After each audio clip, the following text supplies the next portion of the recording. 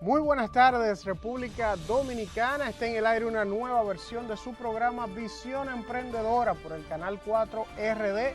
Cada sábado de 5:30 a 6:30 con el mejor contenido para emprendedores, pymes, asesorías, todo lo que usted debe saber para mejorar el funcionamiento de sus pequeñas y medianas empresas. Agradecer a todas esas personas que se preocuparon porque estuvimos la semana pasada un poquito aquejados de salud, nos escribieron por WhatsApp o diferentes vías haciéndonos saber pues buenos deseos y todo lo demás, pero ya estamos aquí, gracias a Dios, con todo el contenido como cada semana. Enviar un saludo para los doctores Carlos Guerrero y Santa Germán del Departamento de Imágenes de la Clínica Abel González, que estuvimos por allá y entonces me dijeron, siempre vemos el programa, mándanos un saludito. Entonces ahí valga el saludo para ellos y gracias por la sintonía cada sábado por aquí por Visión Emprendedora. Miren, queremos iniciar el programa de hoy dando la buena nueva. Ustedes recuerdan, hace alrededor de 3 semanas estuvieron con nosotros aquí unos jóvenes de un proyecto tecnológico llamado Passport, que fue un proyecto que nos vinieron a presentar, que se fueron a una plataforma de crowdfunding para buscar el patrocinio y tratar de convertirse en los primeros jóvenes dominicanos en desarrollar un dispositivo tecnológico que conseguía pues lograr el gol o la meta. Pues ellos consiguieron llegar a los $107,000 en 35 días, me parece, y su meta era de $100,000, o sea que lograron conseguirla y ahora este dinero se les entrega y ellos pueden desarrollar a Passport, que es un dispositivo que va a almacenar todas las contraseñas y usuarios de correo electrónico, de internet banking, de redes sociales, para que usted la tenga en un solo dispositivo y no tenga que estar recordándose o anotándola. Así que felicidades a los chicos de Passport que estuvieron por aquí. Ya más adelante estaremos trayéndolos nuevamente para que nos cuenten la experiencia, cuándo van a comenzar ya con el desarrollo del dispositivo, los precios y todo lo demás. Así que qué bueno que la juventud dominicana está pues invirtiendo en esto de tecnología sobre todo preocupándose por el tema de la tecnología. Así que felicidades a ellos. Miren, de inmediato vamos a iniciar con nuestro primer segmento del día de hoy. Scarlett Sánchez, nuestra abogada, con su segmento de visión legal. Está Federico Castillo para hablarnos de visión financiera y precisamente iniciaremos en el día de hoy con visión financiera y el licenciado Federico Castillo. Vamos a ver.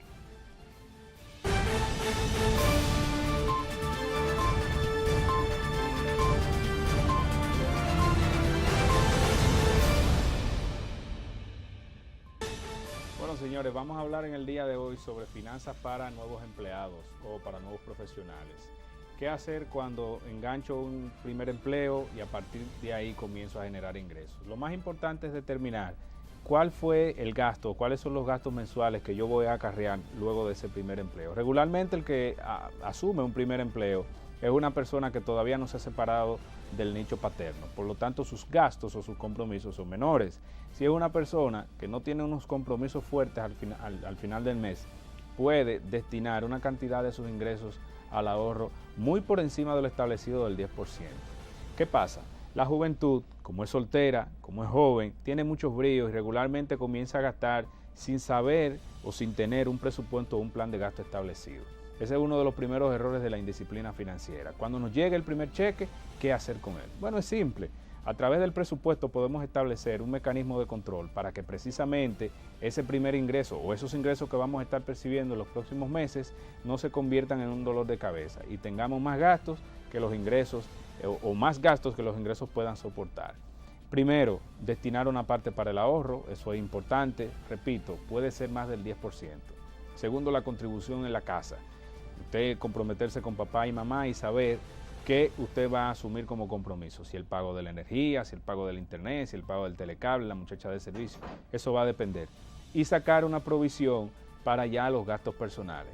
Cuánto se me ve en alimentación diaria, transporte, si tomo el transporte público o en su defecto tengo un vehículo y también tengo que destinar gastos para combustible. Y lo más importante, comenzar a educarnos para ahorrar y para invertir. Porque ese puede ser un gran momento para nosotros crear un buen colchón financiero. Y si en algún momento tenemos una idea de negocio, que esos ahorros se conviertan en nuestro capital principal para poder emprender. Es importante tomar en consideración que para gastar no tenemos que depender necesariamente de grandes ingresos, sino gastamos basado en necesidades. Como lo hemos dicho en otras ocasiones, una cosa es deseo y otra es necesidad. La necesidad siempre va a estar latente, el deseo es un anhelo y ambas tienen que programarse y ponerse en un orden de jerarquía. Federico, a propósito de esto que planteas, de la importancia del ahorro, de ese primer empleo, de crear un hábito, nosotros como cultura, nosotros los dominicanos no somos muy dados a ahorrar.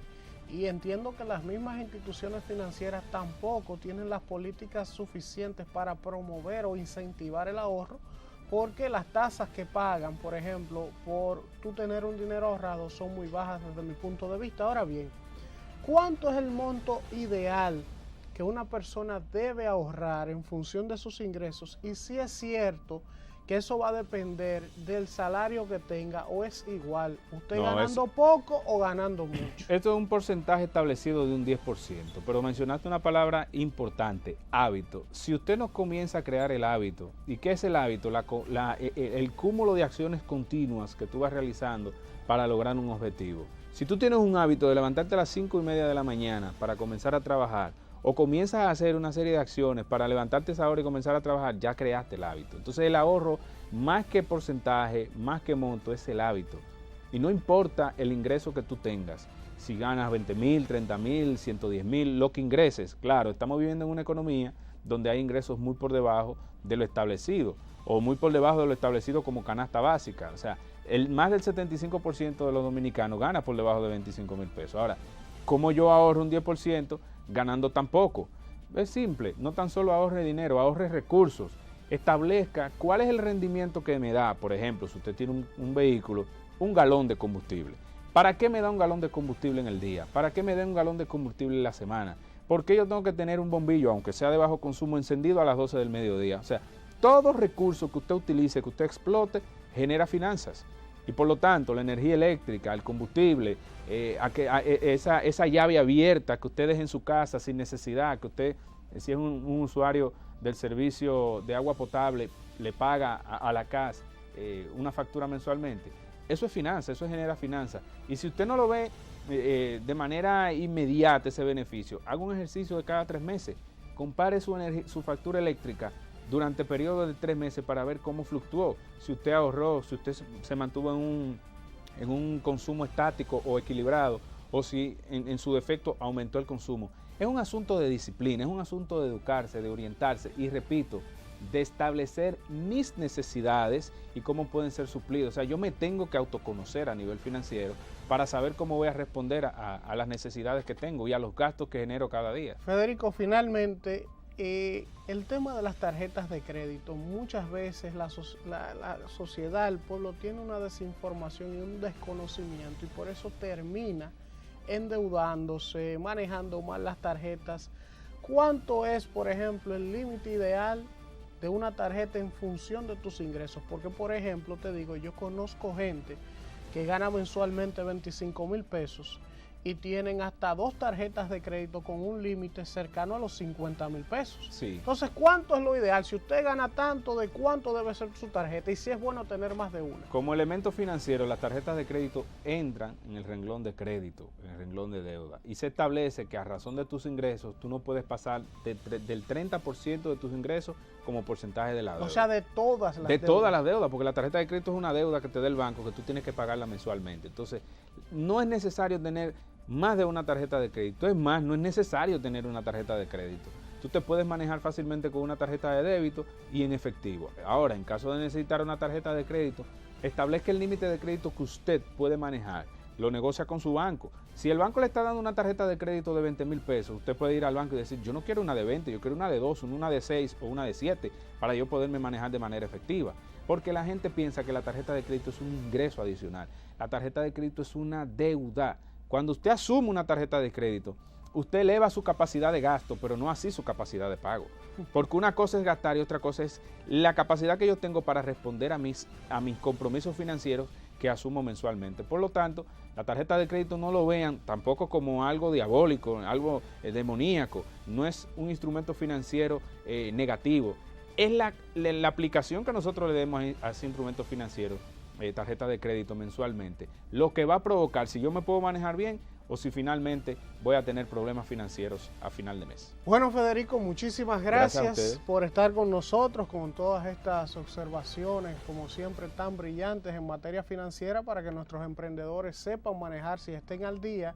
A ustedes no se muevan, vamos a un breve contacto de publicidad y cuando regresemos muchísimo contenido. Todavía nos queda Scarlett Sánchez con nuestro segmento Visión Legal, Emprendedores gracias al presidente. Hoy hemos preparado un reportaje súper interesante acerca de esos países que invierten mucho en estudios científicos, en investigación, y los países que no invierten en investigación, para que ustedes vean la diferencia del desarrollo humano en esos países y si estamos nosotros en cuál de los dos lados estamos posicionados. Vamos a la pausa y regresamos con más de Visión Emprendedora.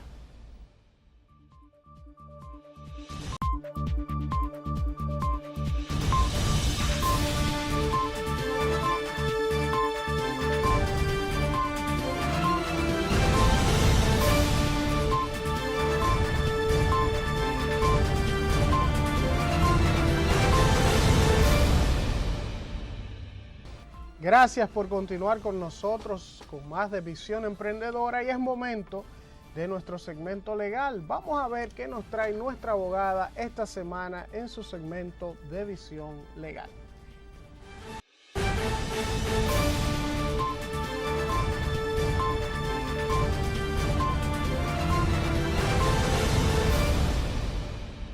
Gracias, Elvin. Muy buenas tardes a todos los que nos sintonizan en este programa de Visión Emprendedora y en especial este segmento de Visión Legal. Siempre hemos dicho que tratamos de hacer que los ciudadanos, los televidentes que nos escuchen puedan enterarse de aquellas informaciones y de aquellas leyes que los impactan de manera positiva o quizás de manera un poco negativa.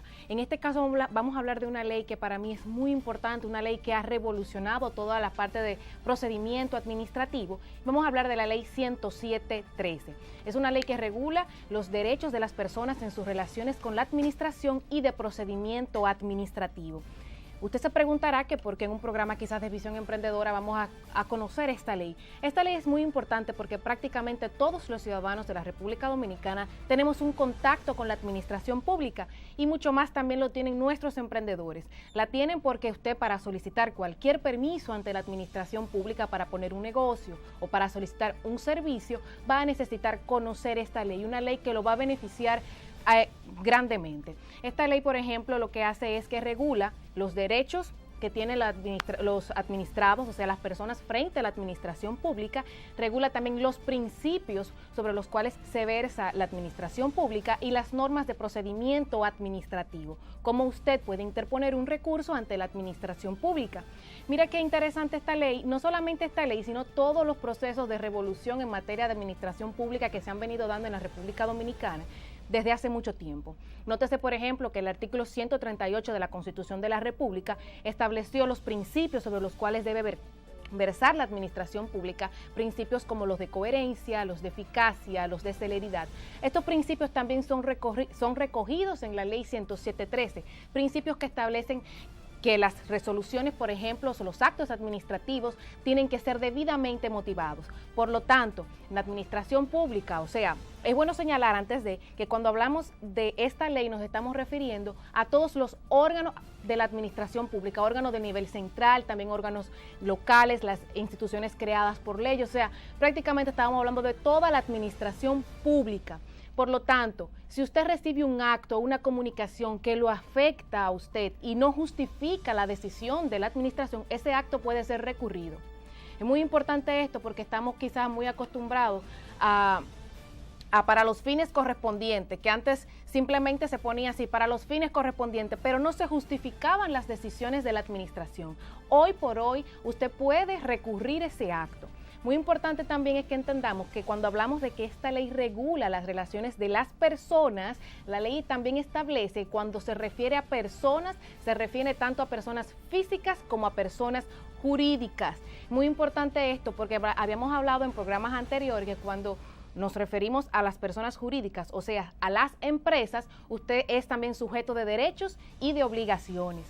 Esta ley, Elvin, por ejemplo, habla del principio de celeridad. ¿Qué quiere decir esto? Que las decisiones de la administración pública tienen que emitirse en un plazo razonable. Es muy interesante porque esta ley respeta también las leyes sectoriales. Si una ley sectorial te da un plazo para darte una respuesta, la ley te dice, ok, respeta ese plazo, pero si tu ley no te establece un plazo X, no puedes pasar más de 2 meses en darle respuesta al ciudadano que te ha hecho una petición. ¿Dónde está quizás lo interesante? Es que también esta ley obliga a los funcionarios públicos, es decir, ninguna administración pública, ninguna entidad puede negarse a recibir una petición de un usuario. Y por el contrario, si hay una acción o una omisión de la administración pública, el funcionario compromete su responsabilidad personal. O sea, Scarlett, que esta ley también en parte es lo que tiene que ver con todo eso de libre acceso a la información pública. Bueno, la ley de libre acceso a la información pública es la 200-04. Me parece que sería interesante que habláramos de ella en otro programa. Pero la ley, sin duda alguna, tanto la ley 200-04 como sus reglamentos de aplicación y esta ley, la 107.13, forma parte de toda la revolución que se ha dado en materia de administración pública. La ley, como tú bien señalaste, la ley 200-04, de lo que se trata es del libre acceso a la información. Esta ley, la 200-04, es la que establece que los ciudadanos tienen derecho a hacer una petición a la administración pública y la administración pública no puede negarse. Por ejemplo, si yo quiero saber cuáles son los empleados que tiene una administración, cuáles son sus planes estratégicos, sus gastos, sus presupuestos, en fin, sus actas de compras, todo eso forma parte. Las licitaciones son públicas, o sea, en el decido de que esos procesos de compras, tanto las licitaciones públicas como las comparaciones de precio, como las compras de urgencia, todo eso tienen un carácter público. ¿Por qué? Porque se hace con fondos de la administración pública. Pero definitivamente que tanto esta ley, la 200-04, como la 107.13 y la misma Constitución han logrado crear las bases para que los ciudadanos no se sientan solos y no se sientan que simplemente están, por ejemplo, un considerando que tiene esta ley, la 107.13, dice que se tiene que entender que los ciudadanos no son meros súbditos ni personas simplemente que oyen, sino que tienen participación. Es interesante porque tanto la ley 200-04 como esta ley, la 107.13, habla de que la administración pública tiene que darle participación a los ciudadanos en las resoluciones que les puedan afectar. O sea, usted como administración pública, si usted va a emitir una resolución que va a afectar, por ejemplo, la industria de la leche o la industria de los medicamentos, por ejemplo, usted tiene que llamar a vistas públicas para que esas entidades, esas personas que forman parte, esos emprendedores que quizás tengan un negocio X, de producción de leche, etcétera, bueno, usted invita a vistas públicas para que ellos puedan conocer esos borradores que se están trabajando y opinar. Si usted es un alcalde y va a rescatar un área verde, pero es un terreno que tiene algún propietario o algunos propietarios, o en el caso, por ejemplo, del Nurín Sanjay, si usted va a hacer un anfiteatro y afecta a los vecinos, usted antes de hacerlo debe conciliar con todo el que esté en el entorno. Me imagino que por ahí va el asunto. Así es, así es. Definitivamente que todas las autoridades tienen que llamar a vistas públicas, tienen que hacer de conocimiento que se está trabajando en algo que puede afectar. ¿Para qué? Para que esas personas tengan derecho a opinar y tengan derecho a plantear sus inquietudes y quizás también sus oportunidades, las oportunidades de mejora que pueda tener una decisión. Bueno, muchísimas gracias a Scarlett Sánchez, un tema muy interesante, y de manera pública te voy a comprometer para la semana que viene investígate ese lío del Norin Sanjay, como ya esa ley tiene que ver con ese tema, para que debatamos aquí, expongamos los pros y los contras, quién tiene la razón o relativa razón, si a ellos se les llamó a vistas públicas, qué se puede hacer, así que ya sabes. Antes de terminar, es muy cortito. Mira, es que los actos administrativos, según la ley 107.13, que también define lo que es un acto administrativo, que es una declaración unilateral de voluntad dictada por un órgano de la administración pública que tiene efectos jurídicos sobre terceros. Ahora, los actos administrativos siempre se presumen válidos. Ahora, la invalidez de esos actos administrativos tiene que ser declarada, ya sea por la administración o de manera jurisdiccional. Bueno, ahí estuvo nuestro segmento de visión legal, como siempre brillante. Nuestra compañera Scarlett Sánchez, ya sabe la semana que viene el tema que les toca. A ustedes no se muevan, todavía queda muchísimo más en Visión Emprendedora. Emprendedores, gracias al presidente, hemos preparado un reportaje súper interesante, como les habíamos dicho, acerca de los países que más invierten en investigación y en tecnología y los países que no, con cifras y muchas cosas interesantes para que ustedes vean cómo anda el contrapeso a nivel mundial de los países que invierten y los que no invierten en tecnología y en investigación. Así que no se muevan, vamos a una pausa comercial y venimos con más de Visión Emprendedora.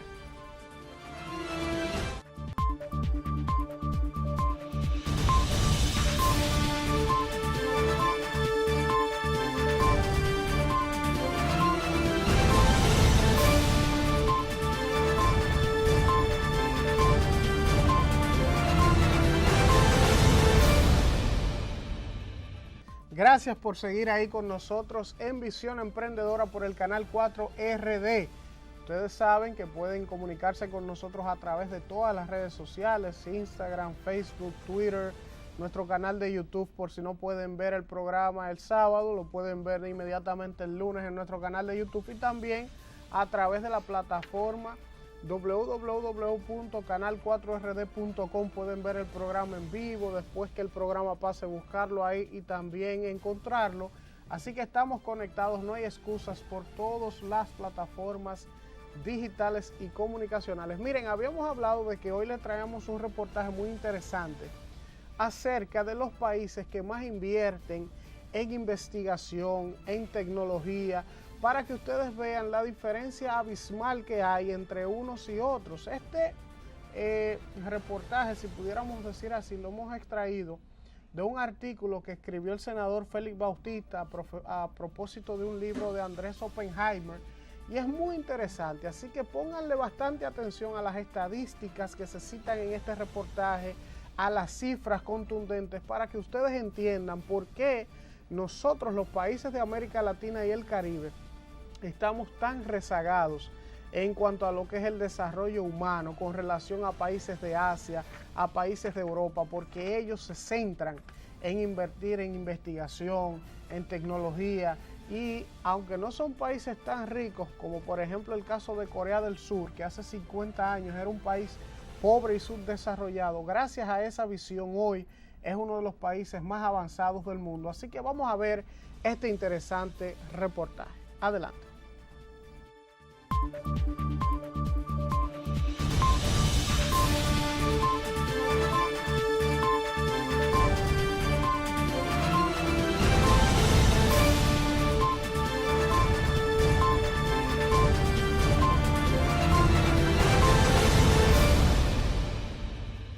Los expertos en economía han definido el siglo XXI como el más prolífero en términos de producción de conocimiento científico y tecnológico.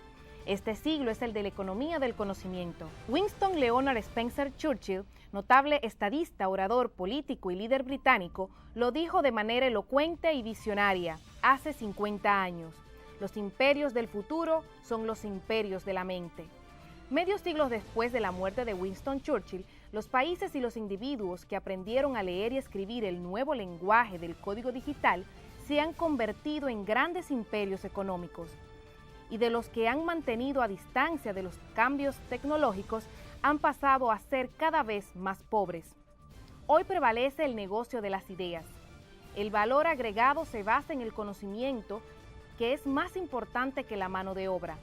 en los procesos industriales complejos como la fabricación de automóviles, los programas y los equipos tecnológicos utilizados son más costosos que la materia prima. Países que realizan grandes inversiones en investigación, desarrollo e innovación registran cada año una gran cantidad de patentes de nuevos productos ante la Organización Mundial de Propiedad Intelectual de las Naciones Unidas, OMPI. Estas estadísticas de registros de patentes son directamente proporcionales al crecimiento económico. A mayor cantidad de patentes registradas, mayor crecimiento del Producto Interno Bruto. Hoy día predomina el concepto de mantefactura, que no es más que la capacidad de idear, pensar e interactuar, tal y como lo describe Juan José Goñi en su obra Mantefactura, el cambio del modelo productivo. Los países que se basan en trabajo mental van a prosperar mucho más que los países que se basan en el trabajo manual o exportaciones de productos básicos, comenta Andrés Oppenheimer en su obra Crear o Morir. Crear o Morir, la esperanza de Latinoamérica y las 5 claves de la innovación, publicado en noviembre de 2014, es el último libro de Andrés Oppenheimer, periodista y escritor de origen argentino, considerado por la revista Foreign Policy en español como uno de los 50 intelectuales latinoamericanos más influyentes. En la obra, Oppenheimer analiza múltiples temas relacionados con la necesidad que tienen los países latinoamericanos de fomentar la cultura de la innovación, si quieren insertarse con éxito en la economía del conocimiento. El arte de reinventarse, los secretos de la innovación y la nueva revolución industrial son de los temas que trata su libro, haciendo uso de un lenguaje sencillo y directo y apoyándose en entrevistas y encuentros con expertos creadores de sistemas y productos innovadores. Describe Oppenheimer en su obra, destacando la importancia que reviste para el crecimiento económico, las innovaciones tecnológicas y el crecimiento de productos y registros de patentes, que Estados Unidos en el año 2013 registró 57,000 patentes en la OMPI. Corea del Sur, que hace 20 años era tan pobre como cualquier país latinoamericano, registró 12,400 patentes. Los 33 países de América Latina y el Caribe registraron 1,200 patentes, equivalente a un 10% de lo que registró Corea del Sur. De esa cantidad, Brasil registró 660, México 230, Chile 140, Colombia 80, Argentina 26, Panamá 18, Perú 13, Cuba 9 y Venezuela 1. Esto está relacionado con la baja inversión en Latinoamérica en investigación y desarrollo. Según el Banco Mundial, Corea del Sur tiene 5,451 investigadores científicos por millón de habitantes. América Latina tiene solo 560 investigadores por millón de habitantes. Estudios realizados por la Organización de Estados Iberoamericanos, cuya sede se ubica en Madrid, España, prescriben que América Latina destina tan solo el 2,4% en investigación y desarrollo de nuevos productos de todo el dinero que se invierte en el mundo. En cambio, Estados Unidos y Canadá invierten 37,5%, la Unión Europea 31,2% y Asia 25,4%. Asimismo, el Banco Mundial en un estudio reciente estableció que los países emergentes en otras regiones colocan un 20% más de productos nuevos que América Latina. Pudiera pensarse que América Latina no posee el talento creativo para competir con nuevos productos. No es así. Oppenheimer pone algunos ejemplos de cómo el talento en los países de la región han logrado grandes éxitos. El chef peruano Gastón Acurio ha revolucionado la cocina peruana y se ha convertido en una marca país, con más de 40 restaurantes en New York, Miami, Madrid, Bogotá, Buenos Aires y otras ciudades. La cocina peruana es un fenómeno económico y representa el 9% del PIB de Perú. El chileno Alfredo Solesi inventó un sistema de purificación de agua de bajo costo, transformando el agua contaminada en plasma y el plasma en agua limpia. Oppenheimer indica que la mayor Las mayores dificultades en los procesos de innovación en la región es la cultura de veneración a los innovadores y a los emprendedores y la falta de tolerancia social con el fracaso individual, que son los factores claves de éxito de Silicon Valley. Explica que mientras en América Latina hay millones de niños que quieren ser estrellas de fútbol, del béisbol o de otros deportes, muy pocos aspiran a ser el próximo Premio Nobel de Química.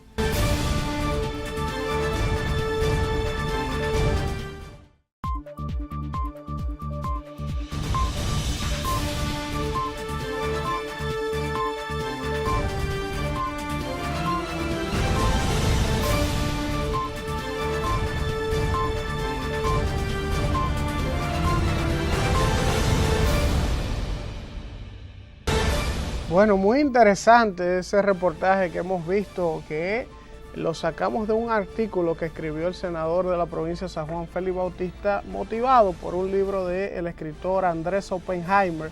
Muy interesante todas esas estadísticas que nos dan, y ya ustedes ven por qué los países tienen que invertir más en ciencia, en tecnología, en investigación para poder tener un desarrollo humano real y verdadero. Ahora vamos a ver lo que son las políticas públicas del presidente, el por qué esa riqueza que antes quizás no llegaba a extractos más bajos está siendo mejor redistribuida, y por eso vamos a ver nuestro segmento de esta semana de Emprendedores gracias al presidente, a ver qué comunidad fue impactada esta semana por las políticas públicas de la presidencia de la República.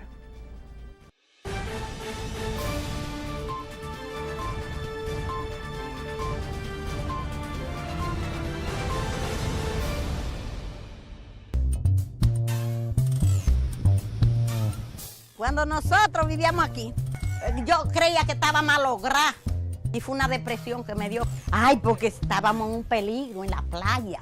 Teníamos que salir huyendo cada vez que había un ciclón. Nosotros estábamos, era que no dormíamos, trasnochándonos. Yo hice un baño atrás y vino el mar, hizo fum y me lo llevó todos los cubos que habían entre el baño, lo llevó. Vivíamos mal.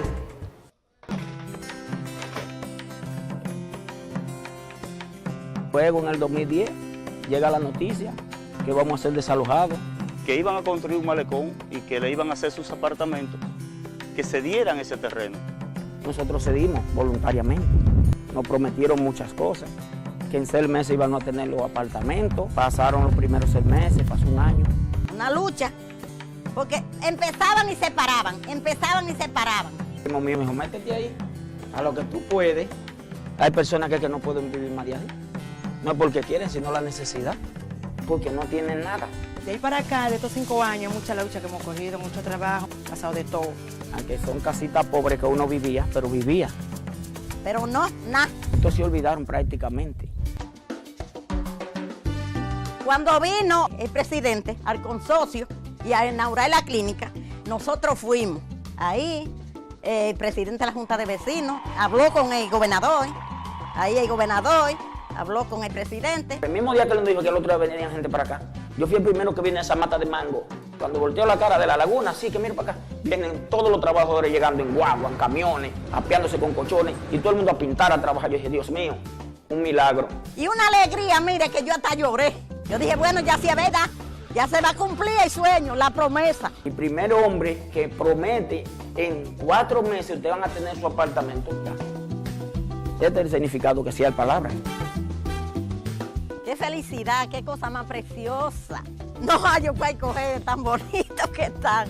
Yo nunca pensaba, después de vieja, yo conseguí mi hogar. Como en un penthouse. Mi marido murió y eso es lo que voy a dejar a mis hijos. Es algo increíble. No hay millones que valgan mi casa.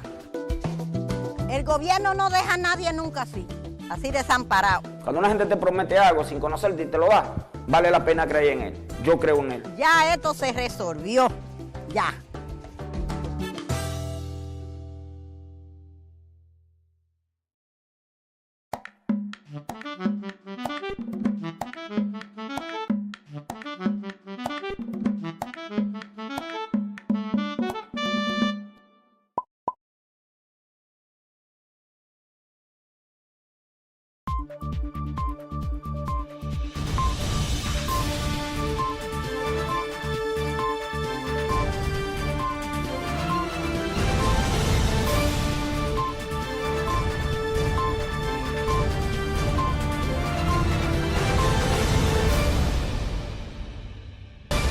Bueno, lamentablemente no hay tiempo para más en esta edición de su programa Visión Emprendedora, esperando que el contenido haya sido del agrado de todos ustedes.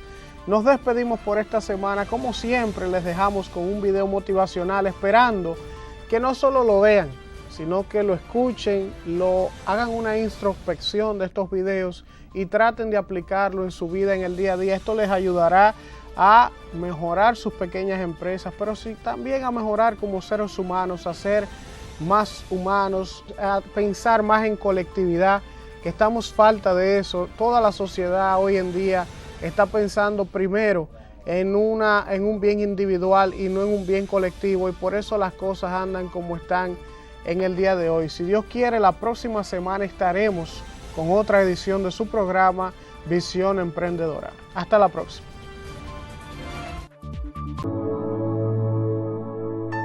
Intentamos subir esta montaña y cuando llegamos a la falda, resulta que acababan de perder la vida 2 personas. Muchos dijeron, no se puede, eso está muy difícil. Uno de mis compañeros me comentó, ¿sabes qué? No te traumes, a lo mejor ni yo la puedo subir, como diciéndome, tú olvídalo, ya no tienes posibilidades. Sin embargo, como parte de nuestro entrenamiento, no solamente consistía en subir y bajar, en cargar peso, en adaptar nuestro cuerpo al frío.